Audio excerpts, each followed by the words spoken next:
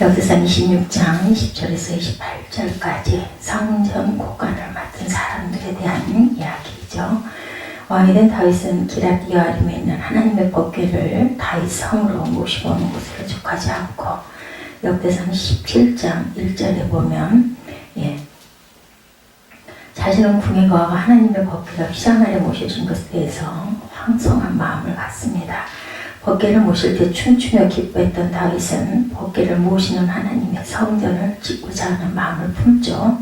선지자 나단에게 다윗이 그런 마음을 전하자 나단에게 하나님의 말씀의 계시가 임합니다.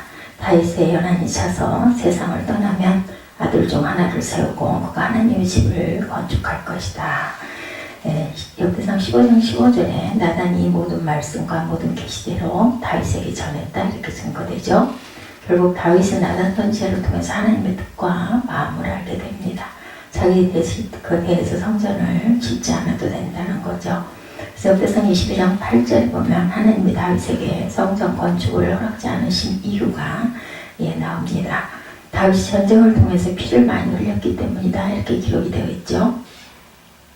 다윗은 이런 선지자의 도움을 받아들였지만, 도움말을 받아들였지만 성전 건축을 위한 모든 재반 사항들을 그래야 한다 하더라도 준비합니다. 성전 건축 준비를 비롯해서 건축의 완성된 뒤에 제도와 시스템, 역할에 이르기까지 모든 준비를 합니다. 역대상 읽어보면 21장에는 성전 부지 오르난의 타작마당을 준비하죠. 22장에는 건축 자재와 건축비, 건축의 일꾼인 기술자를 준비합니다.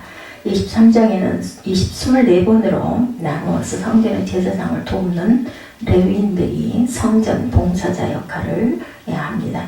역대상 24장에 또한 제사장 직임의 반을 24반열로 나누죠.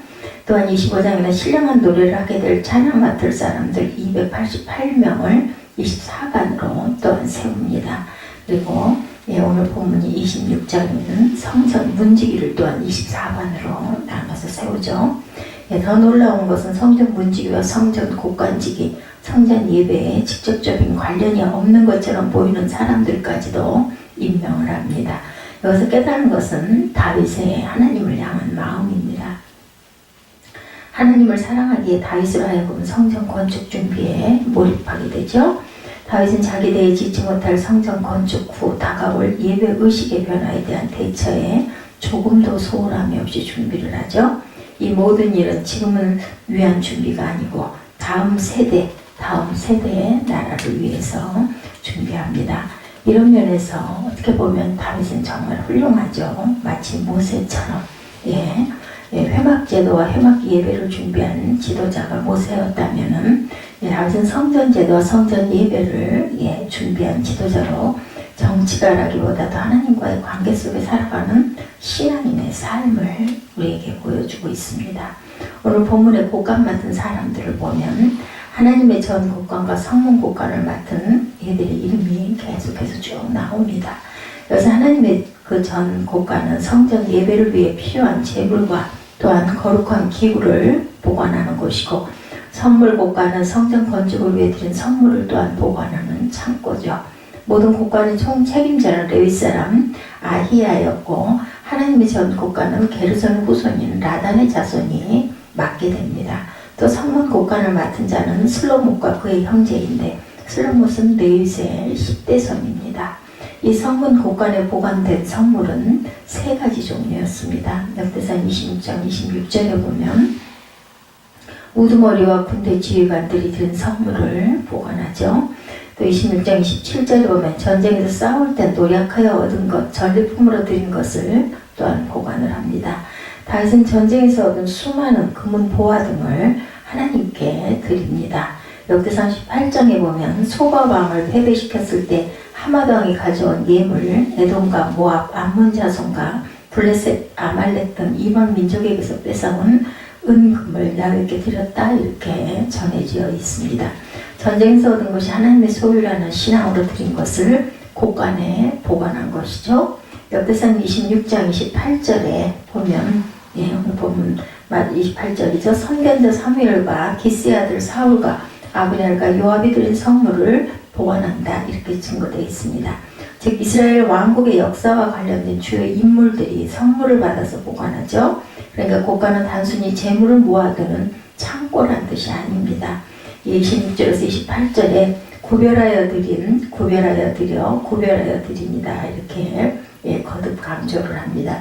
야곱의 정성과 뜻을 다하여 선물이라는 뜻이죠. 그래서 성전 건축을 위한 선물을 보관하는 곳간은 일반 세속 곳간이 아니라 거룩한 창고이다.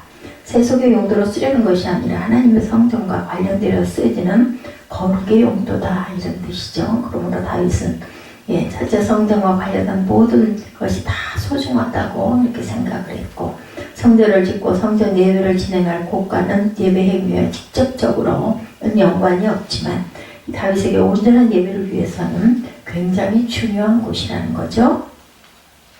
생각하기에 따라서 성전의 기능이 꼭 레위인 제사장 찬양대들에 의해서만 움직여진다고 어떻게 하면 생각하면 볼 수도 있지만 그렇지가 않죠. 보이지 않는 부분, 하찮은 곳까지도 전체로 굉장히 중요하다는 거죠. 이런 관리 필요합니다. 좋은 예배를 만들어주고 예배의 전반적인 운영이 온전케 되려면 뒤에서 보조하고 바치는 그런 것들도 전부 다 소중합니다. 하나님의 성전 예배를 위해서 필요한 재물과 기구를 보관하고 건축에 쓰여질 선물을 모아두는 곳간은 이런 면에서 수량의 전부를 관리하는 곳간지기가 있어야 되는 거죠. 그런 면에서 다윗은 성전과 관련된 일에 전력을 썼습니다. 성전과 관련된 일은 소중합니다. 제사장만 소중한 것이 아니고 곳간지기도 소중하다. 우리가 생각할 때는 제사장만 가장 필요한 존재인 것 같지만 그렇지가 않죠. 성전의 그릇들과 기구를 만지는 레위인만 소중한 것이 아니고 곳간에서 그것을 보관하는 일을 맡은 사람은 또 더할라이엇이 또한 소중하다. 찬양대의 악기와 대원들만 소중한 것이 아니라 정말로 곳간지기가 소중하다. 그래서 곳간지기를 정착을 시킵니다. 그리고 또한 거기에 필요한 사람들을 임명합니다. 두 번째, 성전과 관련된 일은 차별 없이 준비를 했습니다. 성전 곳간의 일을 맡은 가문은 26장 21, 2절을 보면 라단의 자손이다 이렇게 증거되어 있죠. 라단은 게르솜 자손이고 여히엘이 라단의 우두머리다. 또 르브상 24절에 보면 26장 24절에 보면 모세의 아들 게르솜의 자손에 속한 스부엘은 곳간을 맡았다 이렇게 나타납니다. 26절에 슬로못과 그의 형제가 나오는데 슬로못은 레위의 10대손입니다. 레위 10대손 슬로못이 성소 일에 세워지지 않고 성물 곳간지기로 세워진 것은 곳간지기가 성전과 관련된 중요한 일이다라는 뜻이죠. 조금이라도 성전과 관련된 직임에는 차별이 있어서는 안 된다. 절대로 하위직이 아니라는 겁니다. 셋째, 성전 관련된 일은 다음 세대를 또한 생각을 해야 된다. 내가 살아가고 있는 이 시대에 해당되지 않는다고 해서 우리가 외면을 해서는 미래를 내다볼 수가 없겠죠. 다음 세대를 고려하지 않는다면 그 사람은 굉장히 이기적이고 작은 사람이다. 다윗은 철저히 자기 세대가 아닌 다음 세대를 생각을 합니다. 아들 솔로몬의 때에 지어질 성전을 놓고 준비했고 더구나 아들 세대에 세워지는 성전 예외 운영을 위한 조직, 제도, 책임, 역할에 따르는 것까지 준비를 합니다. 이는 자기의 뒤를 잇는 아들 솔로몬의 언약의 자녀로 주의 약속을 지켜 그 왕조가 흔들리지 않게 하려는 의도였죠. 다윗 왕조의 영원성은 성전에 모신 하나님, 그 거룩한 하나님 앞에 자기 아들을 서게 하는 데 있다 이렇게 확신을 합니다. 이는 아들에 대한 준비만이 아니라 다윗 왕국의 미래에 대한 준비였습니다. 하나님의 백성들의 융성함에 대한 준비이기도 했죠. 우리는 이 다윗의 마음을 본받아야 됩니다. 미래의 전망을 굳게 하기 위해서 희생하고 땀을 흘리는 다윗의 책임감이 우리에게도 전염이 되어야 되겠습니다. 마음을 다해 어때요? 헌금을 하고 나와 상관없다고 하는 그런 사람들은 다윗의 마음을 우리가 배워야 되죠. 새벽교회 굉장히 소중하고 놀라운 은혜가 있는 교회입니다. 그렇기 때문에 우리는 정말 소중하게 주님께 드리는 봉헌을 하는 부분에 있어서 정성을 다해서 드려야 할 줄로 믿습니다. 네 번째, 성전과 관련된 일에는 또한 최선을 다해야 된다. 성전 문지기들만이 아니라 곡간지기까지도 레위 사람 중에서 임명한 다윗의 마음에는 성전과 관련된 일에는 뭐든지 다 최선을 다해야 된다라는 뜻입니다. 직접 예배하는 일이 아니다. 이렇게 해서 적당히 절대로 해서는 안 되죠. 어느 교회에, 대통령이 나가는 교회, 그 전에 소망교회에, 그때 나갈 때 그 주차요원을 대통령이 하셨다고 합니다. 성실하게 주차요원을 하니 강남에 꽤 많은 권력층에 있는 사람들이 모두 다 또한 그것으로 몰려오는 그런 역사가 있었다고도 하죠. 경기, 도지사, 이런 사람들이 다 다니는 교회에서 또한 찬양대를 열심히 하니까 그쪽으로, 많은 사람들이 또한 몰려갔다. 이런 이야기가 있습니다. 미국의 또한 카터 대통령은 은퇴한 후에도 교회학교 교사를 계속해서 많은 사람들에게 보이되기도 했죠. 성전과 관련된 일에는 우리가 다 최선을 다해야 되겠다. 국수를 쌓는 일, 화단 정리를 하는 일, 안대위원을 하는 일 등 어느 것 하나도 적당히 할 일이 아니죠. 역대상 22장 5절에 보면 다윗의 아들 솔로몬은 어리고 야훼를 위하여 건축할 성전은 극히 웅장하여 만국의 영성과 영광이 있게 하여야 할지라. 그러므로 내가 이제 그것을 위하여 준비하리라. 이렇게 증거합니다. 22장 14절에도 내가 환란 중에 야훼 성전을 위하여 금 10만 달란트와 은 100만 달란트와 녹과 철을 그 무게를 달 수 없을 만큼 힘이 많이 준비하였고 또 제목과 돌을 준비하였으나 이렇게 말씀합니다. 덜 중요한 일은 우리는 좀 뭐라 그래야 될까, 좀 열정이 없고 중요하지 않은 일을 할 때는 우리가 피곤을 느낍니다. 직장과 사역이 피곤하게 느껴지는 것은 의미가 대단히 크게 중요하게 자리 잡지 않기 때문이죠. 그 의미와 중요성만 되새기면 아무리 힘든 일도 거뜬히 수행해 나갈 수가 있습니다.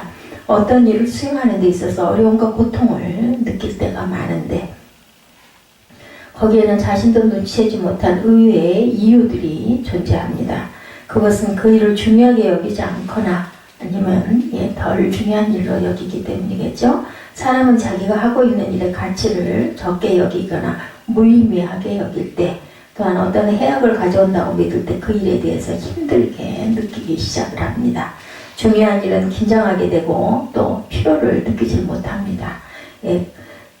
어떤 군대의 훈련소로 과정을 거치고 배치된 어떤 간증입니다. 어떤 군인의 간증인데 그때가 6월 중순이고 날은 후덥지근했다고 그래요.